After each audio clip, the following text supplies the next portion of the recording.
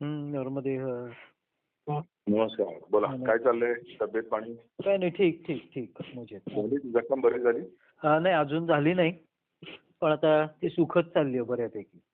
पण तुला चालायला अलाउड केलं का नाही केलं? नाही नाही, आता एकादशी म्हणजे आज दशमी आहे ना, हा. या परवा मी चालायला सुरुवात करेन. पण आता परत बहुतेक आज पाऊस पडणार आहे आता. अरे बापरे, हा, थंडी असेल ना ते? हो, थंडी आहे बऱ्यापैकी. आणि आता वातावरण तसंच झालेलं आहे. कोणत्या विभागात आहेस? मी आता MP मध्ये, मध्य प्रदेश. नाही नाही, कुठे म्हणजे एरिया कुठला आहे तो? मध्य प्रदेशमध्ये बुधनी नावाचं गाव आहे. अच्छा, म्हणजे ते इंदोरच्या पुढे ते का? नाही, इंदोरच्या पुढे म्हणजे टुवर्ड समुद्राच्या इथे, इंदोरच्या इथे. अच्छा, हा. पण मध्य प्रदेशला कुठे समुद्र आला? नाही नाही, टुवर्ड समुद्र असं म्हणतात. टुवर्ड समुद्र म्हणजे पण म्हणजे पूर्वेकडे का पश्चिमेच्या दिशेने, म्हणजे गुजरातच्या दिशेने का महाराष्ट्राच्या? गुजरातच्या दिशेने. अच्छा. नाही, मी अशासाठी हे करतोय की आता तुम्ही जो एक तिथे माणूस अपॉइंट केलाय ना, त्याचा फोन आला. मी त्याला तो कागद पाठवला, मी तुला काल पाठवलं होता ना, ते कॅल्क्युलेशन आणि सगळं. तर तुम्हाला साहेब, मी तुम्हाला त्या दिवशी सांगितलं होतं, हा सगळा प्रकार हा मोठा एक गडबड आहे. तुमची प्रॉपर्टी निरंक त्यांनी शब्द वापरला, म्हणजे त्यातले सगळे अधिकार काढून टाकण्यासाठी फक्त आकड्यांची जुळवाजुळव कोणीतरी केलेली आहे. आता रमेश मामाचं नाव घ्यायचं नाही, कारण मी त्याला सांगितलं आमचं डायरेक्ट रक्ताचं नातं आहे. तर तो ते म्हटलं वैद्यांचं आहे का? तर मला हो साहेब, सगळं त्यांचंच आहे, पण एकच त्यांच्याकडनं मोठी चूक झाली आहे, सगळी गणितं चुकलेली आहे. म्हणजे तुम्ही स्क्वेअर फीट मध्ये बघितला तर तुमचा फ्लॅट तेवढ्या स्क्वेअर फीटचा होणार नाही. बरं, तो झाला तर तो मीटर मध्ये बसणार नाही. जर मीटर मध्ये बसला तर बीएमसीच्या प्लॅन प्रमाणे तुम्हाला जो एरिया दिलेला असतो, बीएमसीचे पीएमसी उडानगर, त्याच्या ह्याच्यात तो बसत नाहीये, आणि सगळ्याची टोटल गेली तर तीही बसत नाही. तर त्यामुळे ते सगळं ते जुळवून आणण्यासाठी काहीतरी घाईघाईने केलेले प्रकार आहेत ते, आणि त्याच्यात कुठेही वकील किंवा टेक्निकल माणूस घेतलं नसल्यामुळे त्याच्यात तो अविभाज्य त्या चुका होतात, आणि त्यांनी स्वतःच्या पायावर कुऱ्हाड मारून घेतलेली आहे, कारण त्यांनी स्वतःचे हक्क दुसऱ्यांना दिलेले त्याच्यात. म्हणजे ज्यावेळेला आम्ही लॉच्या मुद्द्याने बघू त्यावेळेला तुमचा फ्लॅट हा तुमच्याकडे असला पाहिजे. तो आजही प्रॉपर्टी कार्डवर करंदीकरांचाच दिसतोय, वैद्यांचा, सगळ्यांचा. साठेंचा सुद्धा आपल्याकडे दिसतोय, बाकीच्यांचे एक दोन दिसत आहेत, फक्त रासनेंचा मला वाटतं व्यवस्थित आहे, बाकी सगळ्यांचे. हा, ते म्हणजे त्यामुळे माडगावकर, साठे, त्याच्यानंतरचे सगळे व्यवहार हे पाटणकरांनी केलेले.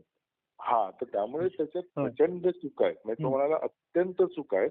पण आपण आता काय करू, आपण सगळ्यांना न घाबरवता, कारण आता एवढं लक्षात आलं, तुम्ही नुसती एक जरी तक्रार टाकली तरी सुद्धा ह्यांची हवा गुल होणार, कारण बाकीच्या फ्लॅट ओनर्सना ह्याच्यात काहीच करण्यासारखं नाहीये. बरोबर. आणि दीक्षित अजूनही जिवंत आहे, त्यामुळे ते दीक्षितांच्याच नावाने जाणार ही नोटीस. म्हणजे विवेक दीक्षितचा सुद्धा याच्यात काही संबंध येणार नाही. आणि सिनियर दीक्षित आहेत अजून. हा, असं अन्वयाचं आता म्हणणं पडलं, म्हणजे थोड्या वेळापूर्वी तिला विचारलं, ती म्हणाली ते त्यांच्या मुलीकडे राहतात, कारण विवेक त्यांची खूप काळजी घेत नाही असं त्यांचं म्हणणं आहे. तर तसं जर असेल ना, तर त्याची मुलगी पण सांगेल की आता माझा पण हक्क लागला त्याच्यावर. बरोबर आहे. बरोबर की नाही? किंवा दीक्षित स्वतः म्हणतील, चला आता तू माझी काळजी घेतली नाही ना, थांब आता मी तुला देतो धडा, मी मुलीच्याच नावाने करतो सगळं. म्हणजे होईल की नाही माहिती नाही, आपण आपले एक अंदाज लावतो तसं. पण एवढं नक्की की बाकीचे सगळे व्यवहार डीड ऑफ डिक्लेरेशन मुळे कॅन्सल होतात. दुसरं, वैद्यांचा फ्लॅट तर तसाच कॅन्सल होतो, कारण तुझी सही नाहीये. काही काही ठिकाणी, एक दोन ठिकाणी आहेत ना, त्याच्यावर रमेश मामांनी हाताने हक्क दिले, 60% वगैरे. ते खरेदी करतात, कधी आले कसे आले माहिती नाही, त्यामुळे तुम्हाला तेही चॅलेंज होणार. तर त्यामुळे तुम्हाला ऑलमोस्ट सगळे, म्हणजे रासने सोडल्यानंतर सगळ्यांचे, माडगावकर आणि साठे यांचे सगळे करारपत्र रद्दबातल होतील, इन्क्लुडिंग वैद्य, आणि त्यांना परत तुमच्याकडे जायला लागेल. आता ह्याच्या पुढची गोष्ट आहे, तर तुम्हाला आता इथे तुम्हाला ना फेऱ्या मारायला लागणार.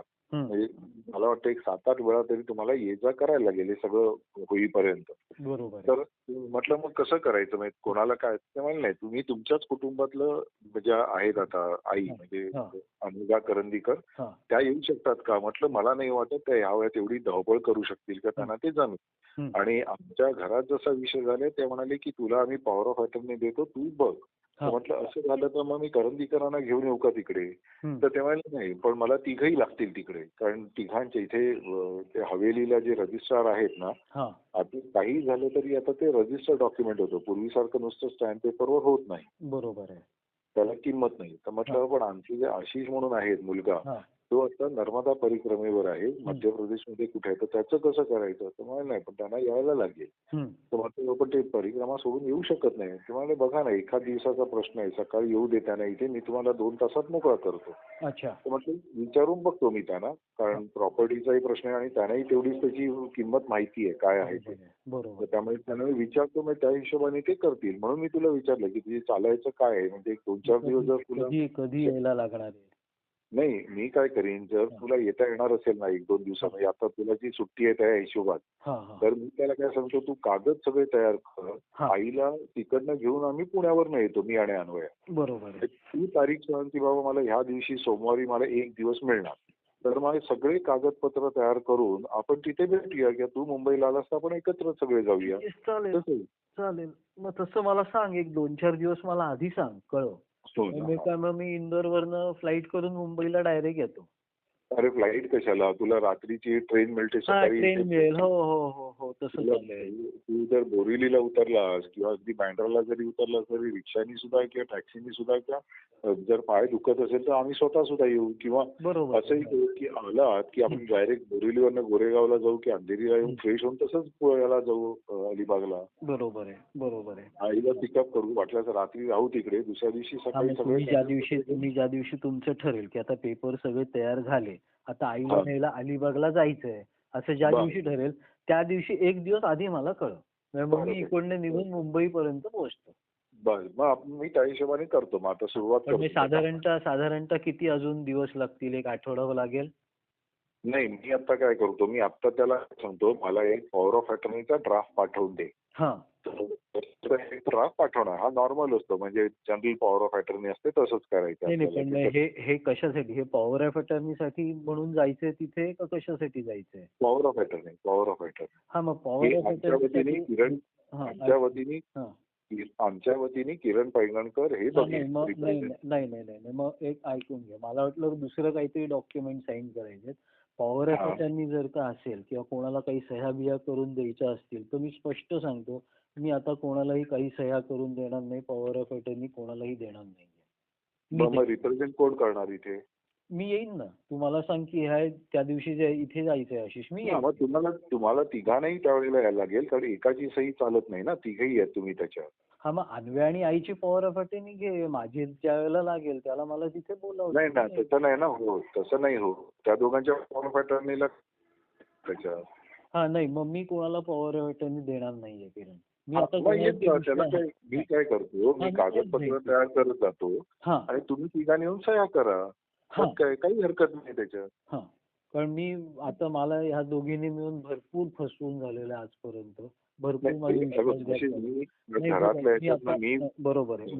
घरातल्या ह्याच्यात मी पडणार नाही, कारण काय प्रत्येकाचे एक एक विचार असतात ना, जे आहे ते. तर तुला जर त्याच्यावर विश्वास नसेल तर तेही बरोबर आहे. तर त्यामुळे तुम्ही तिघांनी एकेका वेळेला यायचं तिथे.